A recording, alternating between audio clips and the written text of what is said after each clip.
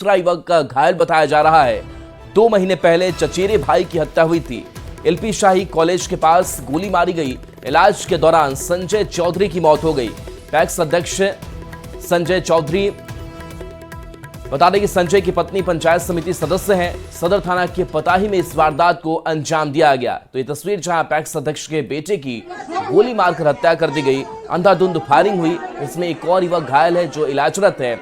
और ये तस्वीर आपको दिखा रहे हैं। आनंद फानन की स्थिति में अस्पताल ले जाया गया, लेकिन मौत हो गई। 2 महीने पहले चचेरे भाई की भी हत्या हो गई थी। इसका पोस्टमार्टम करा के सब कुछ कराए। चलिए ना, चल रहा है। 1 मिनट रुको ना। आज गोली लगने के बाद प्रशासन को कहते रहा कहीं रोड नहीं खाली चलेगा। अभी आके लोग तमाशा देख रहा है। इसके पहले भी इस परिवार से एक व्यक्ति की हत्या हुई थी, जिसमें पुलिस द्वारा कार्रवाई करके 5 लोगों को हिरासत में भेजा गया था।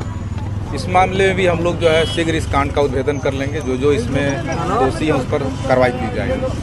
तो अब उसी घटना से जुड़ा हुआ है परिवार के लोग से हम लोग अभी बातचीत करेंगे कि उनको क्या इसमें, चूँकि बता रहे हैं लोग कि 3 तारीख को भी फायरिंग हुई थी इनके ऊपर।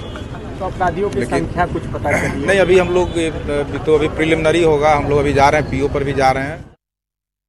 प्रियांक सौरभ हमारे साथ न्यूज 18 संवाददाता जुड़ गए हैं। प्रियांक, आखिर क्या विवाद चल रहा है? एक ही परिवार को बार बार निशाना बनाया जा रहा है। अब पैक्स अध्यक्ष के बेटे की हत्या। प्रियांका, आवाज पहुंच पा रही है? क्या पूरा मामला सामने आया हत्याकांड से जुड़ा हुआ? तो चलिए प्रियांक से संपर्क करने की कोशिश करेंगे। इलाज के दौरान संजय चौधरी की मौत हो गई। इस फायरिंग में घायल है जो इलाजरत है। पैक्स अध्यक्ष संजय की मां है और पैक्स अध्यक्ष के बेटे की यह हत्या कर दी गई है। इसके साथ साथ गोलीबारी में एक और शख्स घायल है और इससे पहले भी इसी परिवार से एक शख्स को हत्या को अंजाम दिया गया था और पुलिस अब पूरे मामले की तफ्तीश में जुटी हुई है। बताया जा रहा है कुछ दिनों पहले भी फायरिंग हुई थी और 2 महीने पहले भी एक हत्या हुई थी। एलपी शाही कॉलेज के पास ये गोली मारी गई, जिसमें पैक्स अध्यक्ष के बेटे की मौत हो गई। इलाज के दौरान संजय चौधरी की मौत हो गई। प्रियांक एक बार फिर से हमारे साथ जुड़ गए हैं संवाददाता न्यूज 18। प्रियांक, क्या पूरा मामला सामने आया? इससे पहले भी निशाना बनाया गया इनके घर के सदस्यों को?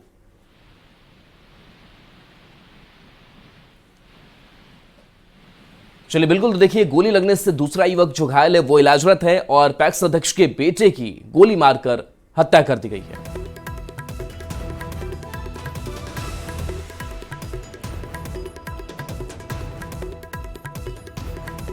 और इसी बीच बड़ी खबर राजधानी पटना से भी सामने आ रही है, जहां 27 साल की एक महिला की हत्या कर दी गई है। हत्या करने के बाद उसे जलाने की भी कोशिश की गई। घटना एसके पुरी थाना क्षेत्र के आनंदपुरी इलाके की बताई जा रही है। जानकारी के मुताबिक मुजफ्फरपुर की रहने वाली संजना की गला रेत कर हत्या कर दी गई और घर में रखे गैस सिलेंडर से उसे जलाने की भी कोशिश की गई। सीसीटीवी कैमरे में एक संदिग्ध की तस्वीर भी सामने आई है, जिसकी छानबीन में पुलिस जुटी हुई है। बड़ी खबर आपको राजधानी पटना से बता रहे हैं, जहां एक महिला की हत्या करने के बाद उसे जलाने की कोशिश की गई। एसके पुरी के आनंदपुरी की ये पूरी घटना बताई जा रही है। हालांकि जो सीसीटीवी सामने आया है उसमें एक संदिग्ध व्यक्ति भी कैद हुआ है। हालांकि ये व्यक्ति कौन है, इसकी तफ्तीश में पुलिस जुटी हुई है। बड़ी खबर आपको बता रहे हैं, जहां महिला की हत्या से अब हड़कंप मचा हुआ है। अपराधियों का जो हौसला है वो बढ़ रहा है और पुलिस फिलहाल जांच कर रही है कि इसके पीछे की क्या वजह रही होगी, क्यों हत्या की गई। ज्यादा जानकारी के साथ न्यूज 18 संवाददाता संजय हमारे साथ एक बार जुड़ चुके हैं। संजय, क्या कुछ जानकारी निकलकर सामने आ रही है? जो संदिग्ध व्यक्ति है, क्या इसके पहले कोई रिलेशन इन लोगों का था? क्या वजह पुलिस की तरफ से बताई जा रही है? देखिए, जो संदिग्ध व्यक्ति है जिसकी तस्वीर सीसीटीवी कैमरे में आई है, उसका मृत युवती से क्या संबंध था इस बारे में तो परिजनों को जानकारी है, न ही आसपास के इलाकों को के रहने वाले लोगों को जानकारी है। हालांकि पुलिस ने जो सीसीटीवी फुटेज है उससे उसकी तस्वीर ले ली है और इन्वेस्टिगेशन में लगी है। 27 साल की ये युवती है जो मूल रूप से मुजफ्फरपुर की रहने वाली थी और इसका चयन भी हो गया था जॉब के लिए। सरकारी नौकरी में इसका चयन हो गया था। इसका एक छोटा भाई जिसने न्यूज 18 से बातचीत की, उसका सिलेक्शन बिहार पुलिस में हुआ। मद्यनिषेध विभाग में वो सब इंस्पेक्टर है और फिलहाल ट्रेनिंग में चल रहा है। और पटना में ये अपने भाई के साथ आनंदपुरी इलाके में रहती थी और पढ़ाई करती थी। कल घर में कोई नहीं था, भाई इसके साथ रहता था, वो नहीं था, और इसी दौरान ये युवक आता है और इसके बाद इसकी हत्या हो जाती। जो गैस सिलेंडर रखा हुआ किचन में, उससे इसके शव को जलाने की कोशिश की गई। उसके बाद जब महक हुई तब लोगों को पता चला कि किसी ह्यूमन बॉडी को जलाया जा रहा है। तब इलाके में खलबली मच गई, कोहराम मच गया परिजनों में, और उसके बाद पुलिस को सूचना दी गई। पुलिस मौके पर पहुंची और तमाम बिंदुओं पर छानबीन फिलहाल कर रही है। देखना होगा पुलिस कैसे इस पूरे मामले को सुलझाती है। लेकिन पिछले अगर 10 दिनों की बात कर ले तो पटना में 2 बड़ी घटनाएं हुई हैं। एक एयरपोर्ट टर्मिनल में एक युवती की हत्या कर दी गई और डेड बॉडी को छिपाया गया, और कल एक घर में जो सस्पेक्टेड है उसने एक युवती की बिल्कुल संजय, और देखना होगा कि पुलिस की तरफ से अब क्या कुछ जानकारी निकलकर सामने आती है, पुलिस किस एंगल से जांच कर रही है, क्या कुछ पुलिस की तरफ से जानकारी निकलती है। बहुत शुक्रिया संजय तमाम जानकारी के लिए। दरभंगा में राहुल गांधी पर एफआईआर दर्ज की गई है। राहुल गांधी पर 2 अलग अलग मामलों में केस दर्ज किया गया है। बिना अनुमति के कार्यक्रम पर एफआईआर दर्ज की गई। राहुल गांधी समेत 20 को नामजद आरोपी बनाया गया है। 100 अज्ञात पर भी प्राथमिकी दर्ज की गई है। मजिस्ट्रेट के आवेदन पर एक्शन लिया गया। कल्याण पदाधिकारी के आवेदन पर भी प्राथमिकी दर्ज की गई है। वहीं एफआईआर दर्ज करने के बाद राहुल गांधी ने कहा कि मेरे ऊपर 30 से 32 केस दर्ज है। केस उनके ऊपर मेडल जैसे हैं। सभा की गई है, उसी के फलस्वरूप प्रखंड कल्याण पदाधिकारी जो मजिस्ट्रेट के रूप में तैनात थे, उन्होंने 163 BNSS के उल्लंघन के लिए केस किया है, और दूसरा केस किया गया है जिला कल्याण पदाधिकारी जी के द्वारा। उन्होंने किया है कि अम्बेडकर छात्रावास में जहां परमिशन नहीं दिया गया था वहां जबरदस्ती घुसकर कार्यक्रमों को संपादित कराना। उनके द्वारा जो अनुमति मांगी गई थी तो उनको टाउन हॉल दिया गया था, बट उनके द्वारा टाउन हॉल ना जा करके दूसरा एक छात्रावास है जहां का डिमांड किया जा रहा था, जिसकी अनुमति नहीं दी गई थी, वहां उनके द्वारा जाके सभा किया गया, जिसमें मेरे द्वारा वहां पे धारा BNS की 163 मैंने वहां पे निषेधता लागू की थी, जिसका उल्लंघन हुआ है। तो उसके उल्लंघन के आलोक में वहां पे जो मैजिस्ट्रेट प्रतिनियुक्त थे उस छात्रावास को देखने के लिए उनके द्वारा FIR दर्ज कराया गया है, और दूसरा FIR दर्ज कराया गया है जिला कल्याण पदाधिकारी के द्वारा, क्योंकि वो कल्याण छात्रावास है और बिना अनुमति के उस छात्रावास में प्रोग्राम किया गया और सभा किया गया है। आज गया पहले मतलब इनको कोई प्रॉब्लम दिख नहीं रहा था, मगर अचानक उन्होंने फिर रोकने की कोशिश की, मगर ठीक है हम चले गए, हमने जो करना था कर दिया। हाँ, मैंने उनसे कहा देखिए आप रोकना चाहते हैं रोक दीजिए, मेरा कोई प्रॉब्लम नहीं है। उन्होंने रोका नहीं, मैं चला गया। तो वो तो केस तो लगाए हैं, 30-32 केस है मेरे ऊपर। इलेक्शन है सर, जवाब मिलेगा। मेडल है ये सब मेरे। कांग्रेस सांसद राहुल गांधी बिहार दौरे पर आए, लेकिन राहुल के दौरे से पहले ही कंट्रोवर्सी शुरू हो गई, जो उनके बिहार से आने के बाद भी जारी रही।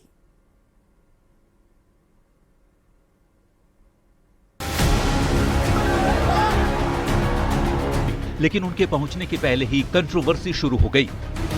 कांग्रेस अंबेडकर कल्याण छात्रावास में कार्यक्रम करने पर अड़ी रही तो जिला प्रशासन अंबेडकर कल्याण छात्रावास में कार्यक्रम के लिए अनुमति देने को तैयार नहीं हुआ। लेकिन प्रशासन की रोक के बावजूद कांग्रेस कार्यकर्ता जबरन उन्हें अंबेडकर छात्रावास ले गए और रोक के बावजूद राहुल गांधी ने अंबेडकर हॉस्टल में ही लोगों से संवाद किया। राहुल गांधी ने पुलिस पर उन्हें रोकने की साजिश का आरोप लगाया।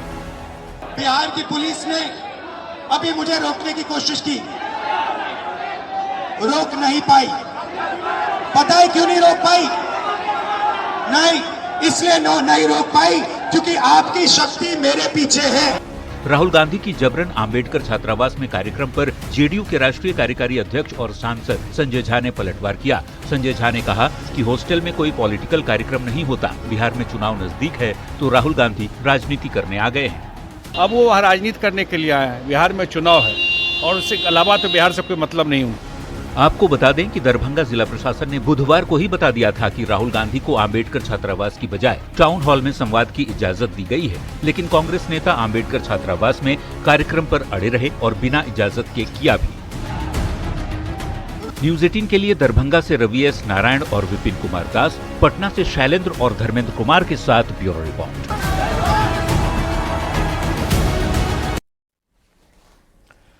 कांग्रेस सांसद राहुल गांधी 5 महीने में चौथी बार बिहार आए। राहुल गांधी पटना और दरभंगा गए, लेकिन राहुल गांधी जहां जहां गए वहां वहां हंगामा हुआ।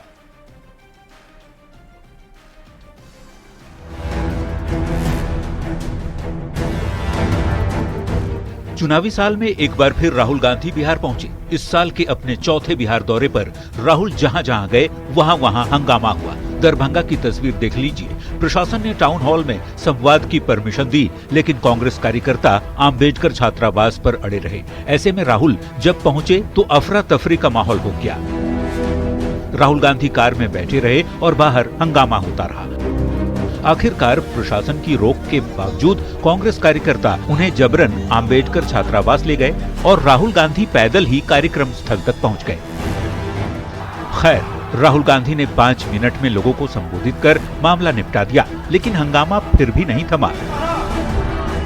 दूसरा हंगामा पटना में हुआ, जहां सिटी सेंटर मॉल में राहुल गांधी फूले फिल्म देखने पहुंचे थे। राहुल गांधी फूले फिल्म देख रहे थे और बाहर पार्टी कार्यकर्ताओं का प्रदर्शन हो रहा था। पार्टी कार्यकर्ताओं का कहना है कि हमें राहुल गांधी के साथ फिल्म देखने नहीं दिया गया। सवाल है कि राहुल गांधी जहां जहां गए वहां हंगामा क्यों हुआ? सबसे ज्यादा काम हुआ है, वहाँ राजनीतिक ड्रामाबाजी कर रहे हैं। कहीं चुनावी साल में हंगामे के जरिए सियासी माहौल बनाने की कोशिश तो नहीं है। न्यूज 18 के लिए दरभंगा से रवि एस नारायण और विपिन कुमार दास के साथ पटना से संजय कुमार की रिपोर्ट।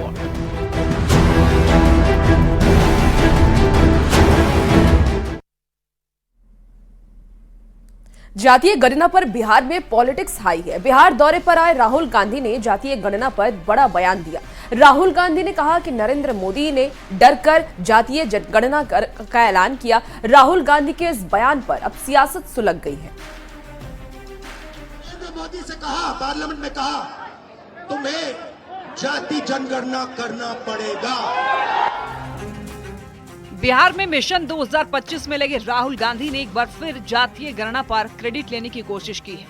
बिहार दौरे पर आए राहुल गांधी ने दरभंगा में जातीय गणना पर फिर बड़ा बयान दिया। राहुल गांधी ने कहा उन्होंने संसद में जातीय गणना कराने की मांग की। सरकार इसे नहीं कराना चाहती थी। नरेंद्र मोदी ने डर कर जातीय गणना का ऐलान किया। हमने नरेंद्र मोदी से कहा, पार्लियामेंट में कहा, तुम्हें जाति जनगणना करना पड़ेगा। हमने उससे कहा कि तुम्हें संविधान को यहां माथे पर लगाना पड़ेगा। नरेंद्र मोदी जी ने आपके दबाव से डर कर जाति जनगणना हिंदुस्तान में घोषित किया है। जातीय गणना पर राहुल गांधी के बयान पर बिहार की सियासत सुलग गई। बीजेपी ने राहुल गांधी पर जोरदार पलटवार किया। बीजेपी ने कहा जातीय गणना का ऐलान पीएम मोदी ने किया, फिर राहुल गांधी कैसे क्रेडिट ले सकते हैं? अपने पाप का प्रायश्चित करने के लिए दरभंगा आए। ये कांग्रेसी और राहुल गांधी को पता है कि कांग्रेस ने 65 साल तक इस देश पर एक छत्र राज किया। राहुल गांधी बिहार के बीजेपी के प्रदेश अध्यक्ष का जवाब दे कि 65 साल में कांग्रेसियों ने दलित समाज के लिए क्या किया। देखिए, राहुल गांधी मुद्दा विहीन है, उनके पास कोई मुद्दा नहीं है। जहां दलित पिछड़े अति पिछड़े के लिए सबसे ज्यादा काम हुआ है, वहां राजनीतिक ड्रामाबाजी कर रहे हैं। राहुल गांधी वहां पर जाकर किस तरह की बयानबाजी कर रहे हैं? जातीय जनगणना नरेंद्र मोदी जी ने कराई, क्रेडिट वो ले रहे हैं। विधानसभा चुनाव में करीब 6 महीने बचे हैं। बीते 5 महीने में राहुल गांधी बिहार में चौथी बार दौरे पर है। कांग्रेस का पूरा जोर अब जातीय गणना पर क्रेडिट लेने का है। राहुल गांधी जातीय गणना का क्रेडिट लेकर बिहार में ओबीसी और दलित वोटर को साधने की पुरजोर कोशिश कर रहे हैं। लेकिन बड़ा सवाल ये है कि जब जातीय गणना कराने का फैसला पीएम मोदी का है, तो फिर राहुल को क्रेडिट कैसे मिल सकता है? न्यूज 18 के लिए दरभंगा से विपिन कुमार के साथ पटना से शैलेंद्र साहिल की रिपोर्ट। जातीय गणना पर क्रेडिट पॉलिटिक्स जारी है। राहुल गांधी ने दरभंगा में जातीय गणना का क्रेडिट लेते हुए शब्दों की मर्यादा तोड़ दी। राहुल पीएम मोदी पर तू तड़ाक पर उतर आए। आप भी सुनिए राहुल पीएम मोदी के लिए तुम शब्द का इस्तेमाल कर रहे हैं। हमने नरेंद्र मोदी से कहा, पार्लियामेंट में कहा, तुम्हें जाति जनगणना करना पड़ेगा। हमने उससे कहा कि तुम्हें संविधान को यहां माथे पर लगाना पड़ेगा। नरेंद्र मोदी जी ने आपके दबाव से कर कर जाति जनगणना हिंदुस्तान में घोषित किया है। पीएम पर राहुल की अमर्यादित टिप्पणी पर जेडीयू और बीजेपी ने पलटवार किया है। जेडीयू ने राहुल गांधी को पप्पू कहकर निशाना साधा और राहुल की भाषा सही नहीं है, तो बीजेपी ने भी उसी लहजे में पलटवार किया। माननीय राहुल गांधी जी, आप प्रतिपक्ष के नेता, इस बात का एहसास है ना, विदेश में पढ़ना या विदेश में पारिवारिक संबंध होना अलग बात है, लेकिन ये हिंदुस्तान की मिट्टी है। हम परंपरा का सम्मान करते हैं, अपने से बड़ों को माननीय और आदरणीय कहते हैं। ये तुम ताम की भाषा, ये कैसी भाषा है? ये तो राजनीति में जो आप पर आरोप लगते रहे हैं कि राजनीति के पप्पू हैं, तो मुझे लगता है भाषाई पप्पू अब साबित हो गए। देखिए, राहुल गांधी जी का जो बयान है और जो बयान का लहजा है, हम समझते हैं काफी ये इलिटरेट पर्सन का एक बयान हो सकता है। मुझे लगता है कि इनकी मानसिक स्थिति ठीक नहीं है। ये हताशा और निराशा वाला बयान है। जिस तरह से लग रहा है कि उनका जमीन खिसक रहा है, देश हो या विदेश हो, इंटरनल पॉलिटिक्स हो या बाहर का पॉलिटिक्स हो, हर जगह ये पिट रहे हैं, कहीं इनको कोई पूछने वाला नहीं है। तो ये हताशा वाला बयान बिहार में आके देख रहे, तुमको ये करना पड़ेगा, प्रधानमंत्री को तुमको ये करना पड़ेगा, और लाल डायरी दिखाते हैं, संविधान का किताब दिखाते हैं। उनको खुद नहीं पता होगा कि संविधान में कितने पैराग्राफ है, संविधान में है क्या। खुद तो पढ़ने समझने आता नहीं, इटली की भाषा समझते हैं, या खुद का इंडियन भाषा समझ में नहीं आता है, और अनाप शनाप बयानबाजी करते हैं। तो राहुल गांधी के बिहार दौरे पर सियासत तेज है। एनडीए ने राहुल गांधी पर जोरदार हमला बोला है। सम्राट चौधरी ने कहा कि राहुल गुंडागर्दी पर उतर आए हैं, तो रविशंकर प्रसाद ने कहा नाटक करने में राहुल गांधी सबसे तेज हैं। सुनिए एनडीए ने राहुल गांधी पर कैसे तंज कसा है। नाटक करने में तो राहुल गांधी काफी तेज हैं।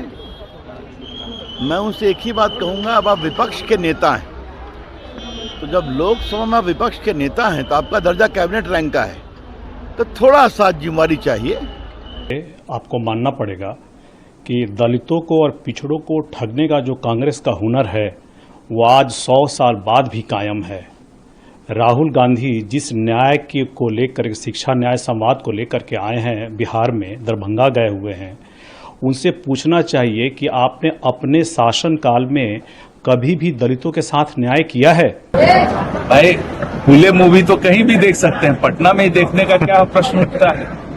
राहुल गांधी जी आज शिक्षा पे बात कर रहे हैं, तो मैं तो राहुल गांधी जी को पूछना चाहूंगा कि कांग्रेस जो है इतने वर्षों से, आप कहिए लगातार शासन में रही, 47 में हम लोग को स्वतंत्रता मिली, और 90 तक प्राय यदि पूरा काल कहिएगा तो कालखंड कांग्रेस का रहा। वहां पे शिक्षा में उन्होंने क्या काम किए? लेकिन वहां जाकर के अगर राजनीति करेंगे, राजनीतिक भाषण देंगे, लोगों को भड़काने का काम करेंगे, जिस छात्र को बिहार के अंदर में माननीय मुख्यमंत्री जी नौकरी देने का काम किया, शिक्षा में पढ़ाने का काम किया, और अन्य सभी सुविधा हॉस्टल में मुहैया कराने का काम किया, वहां जाकर के ये लोगों को भड़काने का काम करें, इनका उद्देश्य सही नहीं है। ये अगर कार्यक्रम करना चाह रहे थे तो दरभंगा में तो उनको टाउन हॉल दिया गया। देखिए, अत्यंत दुर्भाग्यपूर्ण है कि देश का नेता प्रतिपक्ष इस तरह की बोली बोल रहे हैं, इस तरह गुंडागर्दी करने पे उतर गए। ये अत्यंत ही दुर्भाग्यपूर्ण है, शर्मनाक है।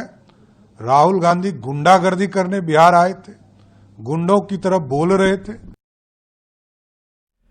भारत पाकिस्तान के बीच सीज फायर के बाद उठ रहे सवालों का विदेश मंत्री एस जयशंकर ने जवाब दिया। जयशंकर ने कहा कि पाकिस्तान के साथ हमारे संबंध पूरी तरह से द्विपक्षीय होंगे, इसमें बिल्कुल भी बदलाव नहीं हुआ है, और पाकिस्तान से बातचीत होगी तो सिर्फ आतंकवाद पर और पीओके पर। एस जयशंकर ने कहा कि जब तक पाकिस्तान आतंकवादियों से अपने संबंध खत्म नहीं कर लेता, तब तक सिंधु जल समझौता स्थगित ही रहेगा। भारत पाकिस्तान के बीच सीज फायर के बाद कई तरह के सवाल उठ रहे थे। विदेश मंत्री एस जयशंकर ने उन सभी सवालों का एक एक कर जवाब दिया।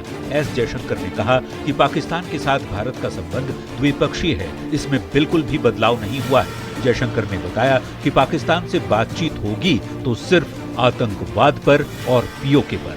I think the Prime Minister made it very clear that the only talks with Pakistan will be on terror. S Jaishankar ने कहा कि जब तक पाकिस्तान आतंकवादियों से अपने संबंध खत्म नहीं कर लेता तब तक सिंधु जल समझौता स्थगित ही रहेगा। सीज फायर की वजह से पहले से की गई कार्रवाइयां प्रभावित नहीं होंगी। The Indus Waters Treaty is held in abeyance and will be continued to be held in abeyance until cross-border terrorism by Pakistan is credibly and irrevocably stopped. विदेश मंत्री ने ये भी बताया कि ऑपरेशन सिंदूर के दौरान भारत को व्यापक अंतर्राष्ट्रीय समर्थन मिला। आपको बता दें कि सिंधु जल समझौता रद्द होने के बाद से पाकिस्तान बेहद परेशान है। Bureau report, news 18। और पटना के बीएन कॉलेज में हुई बमबाजी में घायल छात्र सुजीत पांडे की मौत हो गई है। मौत के बाद छात्रों का